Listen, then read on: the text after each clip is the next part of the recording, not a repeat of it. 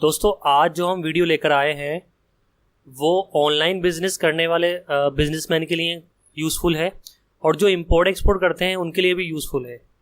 Specially जो लोग James and jewellery का बिजनेस करते हैं, जेम्स एंड स्टोन का ऑनलाइन बिजनेस करते हैं या इंपोर्ट एक्सपोर्ट करते हैं, उन लोगों के लिए पर्टिकुलर ये वीडियो बहुत ज़्यादा स्पेशल होने वाली है। तो दोस्तों इस वीडियो को एंड तक ज़रूर देखिए क्योंकि ये वीडियो बहुत ज़्यादा काम की है आपके। इस वीडियो में आपको कंप्लीट गाइड प्रोवाइड कराएंगे जिसमें आपको पूरी इन्फॉर्मेशन मिलेगी कि आपके पास क्या डॉक्यूमेंट्स होने चाहिए, क्या रजिस्ट्रेशन होना चाहिए और किस तरह आपको ऑनलाइन बिजनेस करना चाहिए ताकि आप कानूनी पचड़ों से बच जाओ। तो दोस्तों शुरू करते हैं हमारी आज की वीडियो।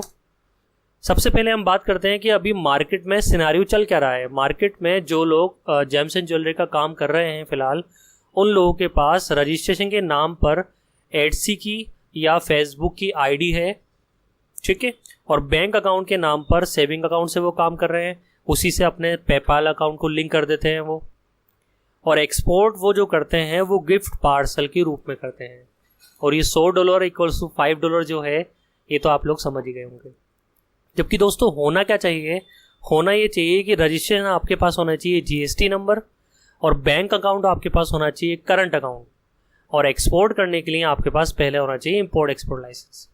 दोस्तों ये सब बातें मैं क्यों बोल रहा हूँ, इसके पीछे मेरे पास लीगल पॉइंट्स हैं, मैं वो लीगल पॉइंट्स आपके सामने रखता हूँ।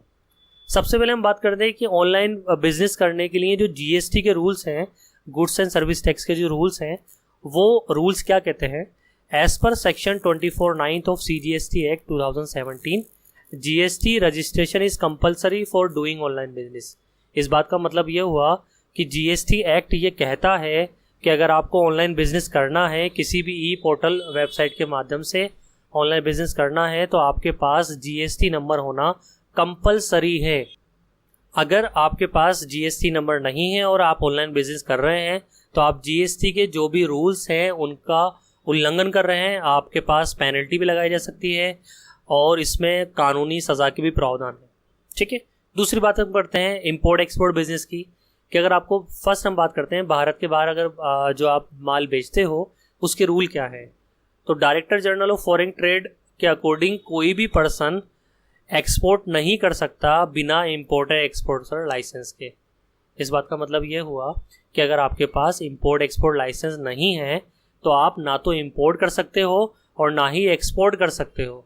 अगर आप इंपोर्ट करते हो और एक्सपोर्ट करते हो ऐसा कोई गुड्स जिन पर इंपोर्ट एक्सपोर्ट लाइसेंस लेना ज़रूरी है। हालांकि मैं बात क्लियर कर देता हूँ, जेम्स एंड स्टोन के केस में, जेम्स एंड ज्वेलरी के केस में आपके पास इंपोर्ट एक्सपोर्ट लाइसेंस होना कंपलसरी है। अगर आप इस बिजनेस में इस गुड्स का इंपोर्ट और एक्सपोर्ट करते हो बिना इंपोर्ट एक्सपोर्ट लाइसेंस के तो ये स्मगलिंग की कैटेगरी में आता है और स्मगलिंग कानूनन जुर्म है। अब हम बात करते हैं कि किसी भी ऑनलाइन बिजनेस करने के लिए या फिर इंपोर्ट एक्सपोर्ट बिजनेस करने के कोई लीगल पॉइंट्स क्या हैं। तो वो लीगल पॉइंट्स की हम बात करते हैं। सबसे पहले आपके पास होना चाहिए जीएसटी नंबर। जीएसटी नंबर जब आप ले लोगे उसके बाद आपको करना है बैंक में अकाउंट खुलवाना है, और अकाउंट भी कौन सा खुलवाना है, आपको करंट अकाउंट खुलवाना है। जब आपका बैंक में करंट अकाउंट खुल जाएगा उसके बाद आपको लेना है इंपोर्टर एक्सपोर्टर कोड, जिसे IC कोड बोलते हैं, ठीक है। उसके बाद आपको क्या करना है, ऑथराइज डीलर कोड लेना है। अब ये ऑथराइज डीलर कोड क्या होता है, कैसे मिलता है, इसको भी मैं बता देता हूँ आपको। जब आपका इंपोर्ट एक्सपोर्ट लाइसेंस आ जाएगा उस इंपोर्टर एक्सपोर्टर लाइसेंस को आप अपने बैंक के करंट अकाउंट से लिंक करा दोगे तो बैंक वाले आपको एक कोड देते हैं जिसे ऑथराइज डीलर कोड कहते हैं। अब इस ऑथराइज डीलर कोड का यूज़ क्या होता है, आपको ध्यान होगा कि कुछ लोग पेपाल से काम करते हैं, तो पार्टी जब पैसा देती है तो पेपाल सीधे आपके बैंक अकाउंट में आता है।